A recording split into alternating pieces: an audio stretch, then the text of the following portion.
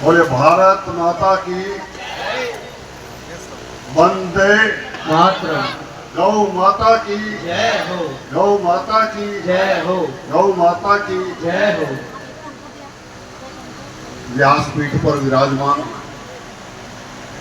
परम पूज्य श्री चंद्रकांत जी महाराज, जिनकी मधुर वाणी में आपने 3 दिन तक जैसे लगा कि वृंदावन गोकुल बरसानानंद गांव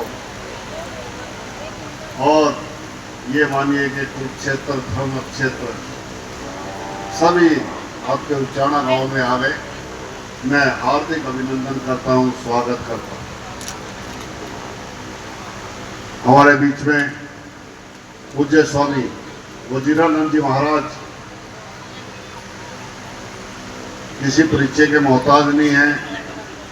73 साल की आयु में भी अब भी बच्चों की तरह दिन रात गौ माता के लिए लगे रहते हैं।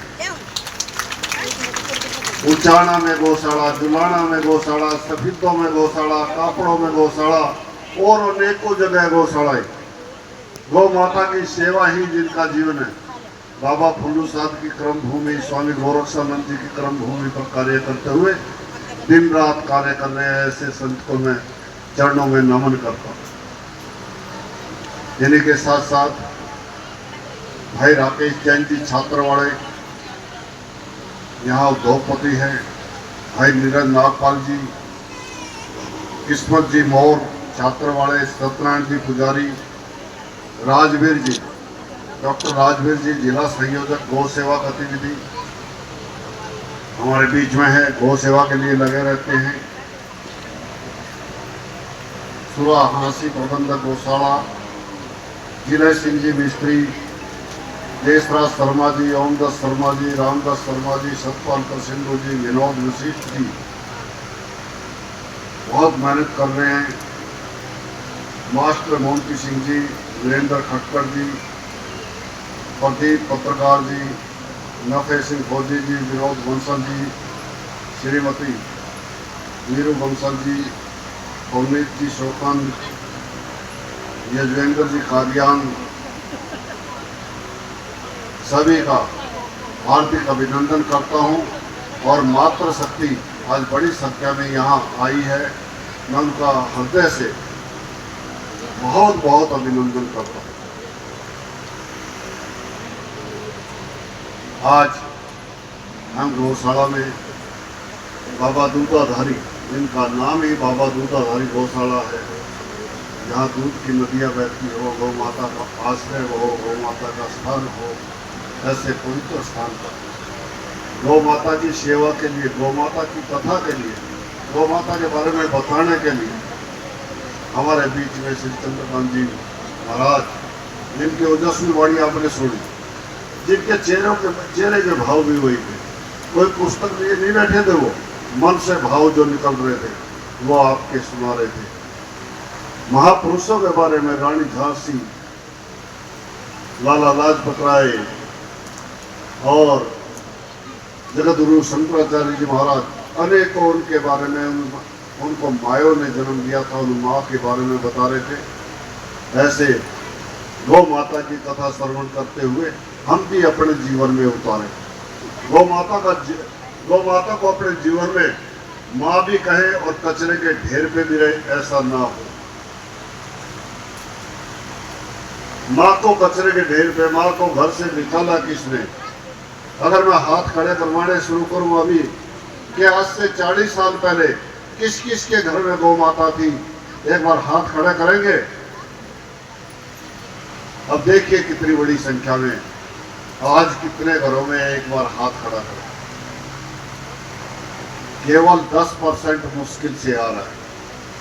पुनः गौ माता को अपने घरों में स्थान दे। जिस घर में माँ की सेवा है, माँ की पूजा है, माँ की वंदना है, उस घर में बरकत आएगी, उस घर में कभी कमी नहीं रहेगी। और जिसकी माँ कचरे के ढेर पे हो या माँ बाप अनाथ आश्रम में, उस घर में कभी बरकत आ सकती है क्या? जिस घर में बड़े बुजुर्गों की सेवा ना हो, उनसे संस्कार ना लिए जाते हो, मन मर्जी की जाती है, वहां कभी बरकत आती है क्या? जिसको अपने घर में बरकत लानी है तो माँ बाप को पूजनीय स्थान दो, गौ माता की सेवा करो। गौ माँ है, हमारी माँ तो हमारी माँ है। गौ जगत की माता है, और इस माँ की वंदना करनी चाहिए। आज हमारा सौभाग्य है, हमारे संत, हमारे ऋषि, हमारे महात्मा गौशालाएं बनानी शुरू कर दी है। गौ माता की खाली जय नहीं बोलते, वो गौ माता की सेवा भी कर रहे हैं। इसी प्रकार से समाज के लोग भी कर रहे हैं। मैं देख रहा हूँ, इस गौशाला में पहले भी आया हूँ मैं, बहुत अच्छे ढंग से स्वामी गणेशानंद जी की पवित्र भूमि में इस गौशाला का संचालन हो रहा है। मेरे को लगता है कि और भी अच्छी तरीके से होगा। और आज तो एक सौभाग्य और है कि गौ माता के लिए समाज कार्य करता था, संत कार्य करते थे, तो सरकार भी आज गौ भक्तों की है और दिन रात गौ माता की चिंता करती है। 2014-15 में बीजेपी की सरकार आई और माननीय मुख्यमंत्री मनोहर लाल जी बने। शुरू में आते ही 2 करोड़ का बजट किया। अगली बार 5 करोड़ का, 5 से 10 करोड़ का, 10 से 20 करोड़ का, 20 से 40 करोड़ का, 40 से 400 करोड़ का, आज 595 करोड़ का गौ माता का बजट हरियाणा सरकार की ओर से। और हमारा संकल्प है, और आपके बिना अधूरा है, संतों के बिना भी अधूरा है, वो पूरा करना और करवाना आपकी भी जिम्मेवारी है जितनी सरकार की है, कि एक भी गौ माता सड़क पर बेसहारा रूप से ना रहे। और उसके लिए हमने प्रयास किए। 70% हरियाणा की गौ माता गौशालाओं में आ चुकी है या घरों में बन चुकी है, और 30% भी जल्दी ही आप पूरा करवाएंगे कि नहीं करवाएंगे बताइए। मैं केवल इतना ही मांग कर रहा हूं आपसे कि केवल उचाणा के अंदर महाराज जी बैठे हैं, स्वामी वजीरानंद जी, भाई राजवीर जी बैठे हैं, पूज्य चंद्रकांत जी का भी हमें आशीर्वाद है, और मातृ शक्ति बैठी है। एक संकल्प ले कि गौ माता का स्थान हमारे घरों में हो, घर में नहीं हो तो गौशाला में उसकी सेवा करें, गौशाला में रखे, माँ सड़क पे ना हो। अब सड़क पे रहती है तो नुकसान क्या, नफा क्या, उसके बारे में थोड़ा सा बताना चाहूंगा। अगर गौ माता को हमने घर से निकाल दिया, उसके बाद वो क्या करेगी, इधर उधर घूमेगी। गांव में होगी तो खेतों में जाएगी, खेतों में नुकसान होगा तो किसान क्या करेगा, तारबंदी करेगा। खर्चा किस पे किया, तारबंदी पे किया, जो गौ माता पे करना चाहिए था। दूसरा, रखवाले रखेगा खेत में, उसका खर्चा भी करेगा कि मेरे खेत में नुकसान ना हो। ऐसा नहीं है कि एक गठड़ी गौ माता के नाम की रोज के निकाल दे, इतना ही करना है और कुछ नहीं है। तारबंदी करने की जरूरत नहीं है, और किसी प्रकार के रखवाले रखने की जरूरत नहीं। गौ माता के लिए गौचरांत की भूमि के लिए भी सरकार ने निर्णय ले लिया है। 100 गायों पे 0.25 एकड़ गौशाला बनाने के लिए पंचायत की भूमि, और 100 गायों पे 1.5 एकड़ चारे के लिए ऐसी कई गौशालाएं हम खुलवा चुके हैं। आप भी जहां जा खुल सकती है उसको खुलवाइए, सरकार जमीन देगी केवल 5100 रुपये प्रति एकड़ पर। इस प्रकार से अभी शहर के अंदर गौ माता रहती है। गौचरांत की जमीन पे हमारे गांव के पंच हैं, सरपंच हैं, हम लोगों ने कब्जे कर दिए या उस पर खेती करानी शुरू कर दी। पूरे विकास के काम करेंगे। अरे माँ को घर से बाहर निकाल के विकास हो सकता है क्या? तो गौचरांत की भूमि पे हमने उससे निकाल दिया तो सड़कों पे बैठने शुरू होगी। वही ट्रक आएगा, कोई गाड़ी आएगी, उसकी हवा लगेगी, मच्छर कम लगेंगे, ठीक से साफ सुथरी जगह पे बैठ जाऊंगी, तो वहाँ भी हमारी गाड़ियों से हम एक्सीडेंट कर रहे हैं।